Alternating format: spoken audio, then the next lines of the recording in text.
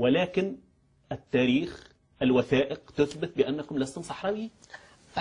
أبدأ بالسيد محمد عبد العزيز الرئيس. اسمح لي. الرئيس هو من مواليد مراكش. محمد سيداتي وزير لدى الرئاسة من طرفايا وهي خارج الصحراء. محمد سالم ولد السالك وزير الخارجية من طرفايا وهي منطقة خارج الصحراء. ماء العينين الصديق مستشار لدى الرئاسة من منطقة كلميم، لا أدري إذا نطقت الاسم صحيح أم لا، خارج الصحراء. البشير مصطفى السيد، حبيب الله محمد الكوري، غريب هذه الوثائق كلها يعني يظهر الصحراويين القيادة العليا يظهر على من المغرب.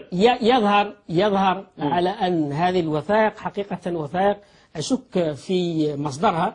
لماذا؟ لأنها بما معناه على أن قيادة الشعب الصحراوي هذه قيادة ليست من الصحراء الغربية. ولمعلوماتك الخاصة، الشعب الصحراوي قاوم وسيقاوم، والقيادة الصحراوية قيادة صحراوية. أجب على سؤالي، محمد عبد العزيز من أي منطقة؟ محمد عبد العزيز صحراوي مثل بقية. ولد في مراكش ودرس فيها يا سيدي. اثبت العكس، أعطيني وثيقة. مواليد الرئيس محمد عبد العزيز مواليد شمال الصحراء الغربية، وهذه يا سيدي أنا لا أريد أن أقول هنا، أتحداك أن تثبت العكس، ولكن هذه الحقيقة لا يمكن أن تثبت إلا هذا. لم آتي هنا حتى أثبت لك وثائق. هذه حقائق لا يمكن إنكارها. لا ليست حقائق، هذه حقائق مغلوطة، هذه حقائق. مواليد أي منطقة محمد عبد العزيز؟ مواليد الشمال الصحراوي. أنا ليست لدي تفاصيل. رئيسك لا تعرف أين ولد؟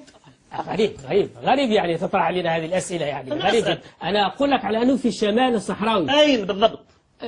أين ولد زعيم القضية الفلسطينية أو قضية أو زعماء العرب الآخرين؟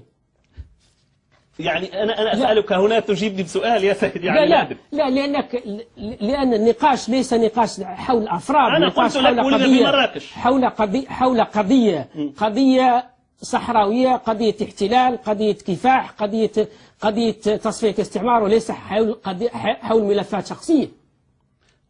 ولكن عندما يكون القادة في حركة تحرر ليسوا من هذه المنطقة يشك في ولائهم ويشك حتى في قضيتهم بالمرة. هذا هو السؤال. هذه ادعاءات مغربية وأقاويل مغربية لا أساس لها من الصحة. سنترك على كل حال لمن يتابع هذا البرنامج ليتثبت في المعلومات أهي دقيقة لدي أم دقيقة لدي. خلاص سنترك ذلك، وربما ستنهال عليك الرسائل على الانترنت. لا أدري إذا كان لديك هاتف. أنتم أيضا ممكن نعطيه له هاتف وإيميل وكل شيء. سيد يعني الأمين أبا علي، هناك